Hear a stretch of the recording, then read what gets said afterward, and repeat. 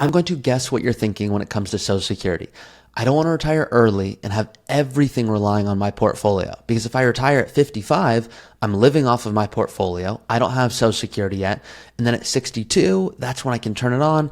That would feel really nice, because if I turn on Social Security, that means there's less pressure on the portfolio. So for example, if you want to spend $100,000 in retirement and you are living off of a $2 million portfolio, just to keep it simple for now in this example, you could have 500,000 or a million. We'll walk through that in a second.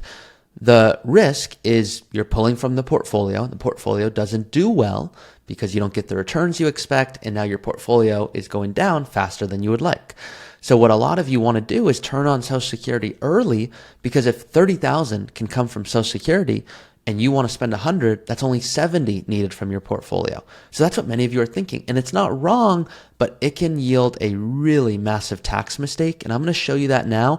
And I hope in the next literally 5 to 7 minutes, I try to keep it under 7 minutes, but sometimes I get too excited. In the next 7 minutes, you should absolutely have clarity on what you should do for your situation. So here's what I'm going to start with, because I think once you can see it, you're going to be able to connect the dots here. I'm a visual learner, so I hope you are too. Check this out. So John's 56. I went through a similar example in a recent video, but I'm going in more depth today. So if you saw that previous video, this is different. John here, he has $2.4 million. So clearly saved and invested really well. He's got a few different accounts. Majority is in a traditional 401k. So John, his income today is healthy. He makes $350,000. So John does really well. He's 56, thinking of retiring at 60. It's hard for John to stop working because it's such a healthy income. So he's planning on retiring at 60 and collecting Social Security at 67. But he was coming to me saying, well, what if I could turn it on earlier? That would just feel better, because if my returns don't do what I expect, my portfolio, I don't want it to go down too much too early in my retirement and then not be able to do what I want later. I said, John, that makes perfect sense. His name's not John, but obviously security reasons. So I showed him, hey, there's a big risk to what you just said. And he's like, really? Because it sounds comforting. I said, let me show you. So right now, we modeled out Roth conversions. Pretend we had a 45-minute, an hour-long chat on Roth conversions, because that's what I would do if you were my client. In this 10-minute video, I don't have that time, so I'm skipping all of the conversation we had on Roth conversions, and we determined it made sense in this hypothetical to do Roth conversions up to the 22% bracket. Meaning, if we fill up the 22% tax bracket and do Roth conversions in these years from when he's 60 until 64, it would yield $818,000 more dollars. If you're unfamiliar with Roth conversions, just search Roth conversion RE and you'll see a million come up that I've done. In this example, that's significant, $818,000. But do you remember what he wanted to do? He wanted to turn on Social Security earlier because it would put less pressure on the portfolio, right? Check this out. So if we were to switch this from 67 to 62, and by the way, everything I'm doing today, you guys can all do. You can go in the link of the video and literally play around with the same software. Many of you will share with me you want to do it at the same time so you can follow along. So the cool thing about YouTube is you can speed or slow up these videos. So let's put it at 62. If I click save there, that's all I did. Guys, I did not, I promise, you saw me. I did not update this to 20,000 a month or change vacations or long-term care or new cars. All I did was switch Social Security from 67 to 62. Now, do you remember what the tax-free adjusted dollars said before? It said if you do these Roth conversions and fill up the 22% bracket, you could yield about $800,000 more dollars. Well, check out what it says now. If I go black, the only thing, I just said black, I meant back. Obviously, I get excited about this stuff and talk fast. Look at what it says now. $245,000 more dollars. It's still significant. I'm not saying that's not a lot of money. I'm saying it said 800,000 before, and now it says 245,000. So what the heck is happening? What's happening is when you go ahead and turn Social Security on, that creates more income, which is not a bad thing, unless it interrupts what you're trying to do, which is minimize your long-term tax burden.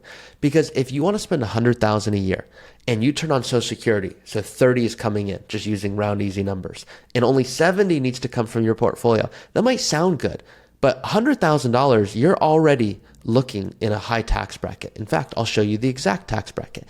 This is what we call our important numbers sheet.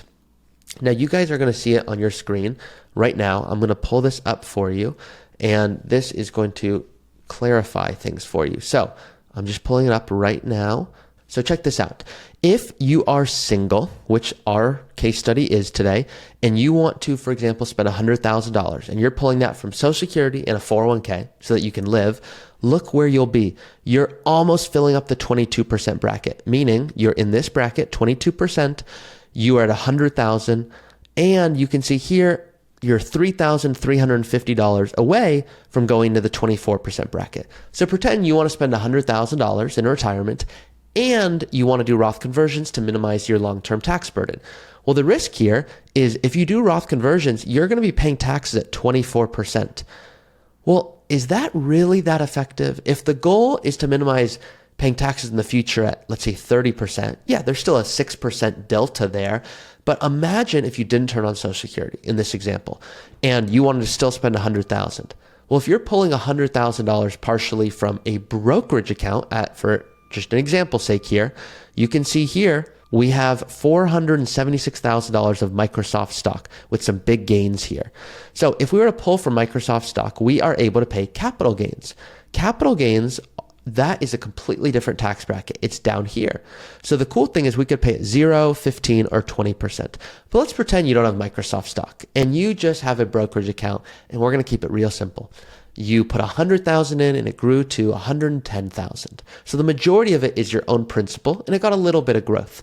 If you're pulling $100,000 to live from that brokerage account, the benefit to doing so is you're not having to pay as much in taxes because only $10,000 of that is actual gains, which means hypothetically you have a $10,000 capital gain and no other income, no Social Security, no 401k needed, which means $10,000 of capital gains, that's all you're having to pay taxes on, which, as you can see here, can be taxed if you're single right here at 0% up to $48,350.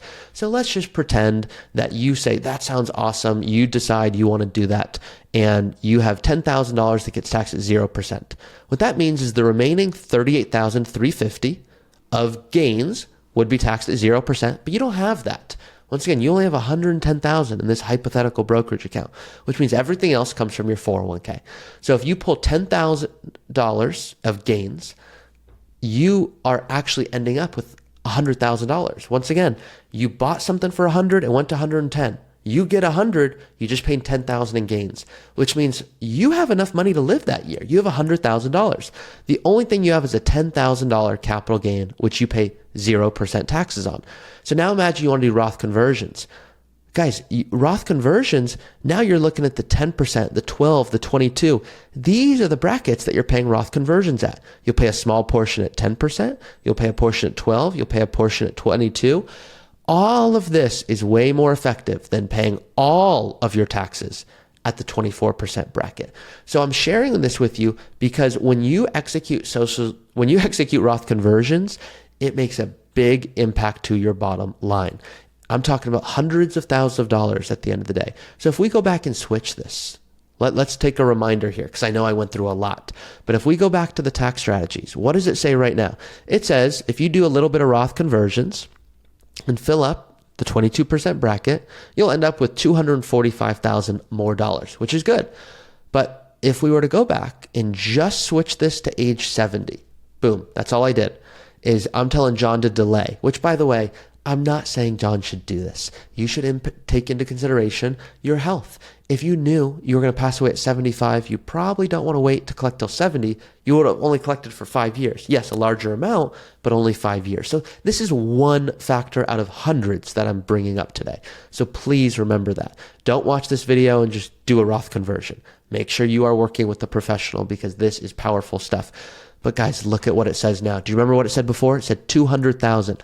Now it says 1.2 million more dollars. Why is that? The effectiveness of the conversions is so much higher because what you're doing is you're not getting Social Security to interrupt the conversions. You're paying taxes at such a lower rate. So I know I harp on this a lot, but what I want you to do is the analysis for your own situation. Use this tool and go, okay, what's my total tax bill if I were to collect Social Security later and do Roth conversions, and compare that to the pressure that it would take off your portfolio if you did turn it on early. Because what if you turn on Social Security early and your returns don't do what you expect? Maybe you want 6% returns in retirement and you get 4%.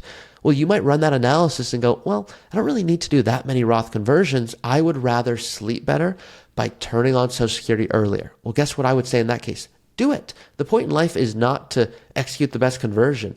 I just want to minimize your lifetime tax bill, and I want you to sleep great in retirement. Those are my goals. So if you resonated with this video, please like it. Please comment below what you learned. And if you want to work with Root, this is obviously what we do. We go into a ton of depth on these topics: tax planning primarily, estate planning, withdrawal strategy, healthcare, investing, and we love doing it if you cannot tell.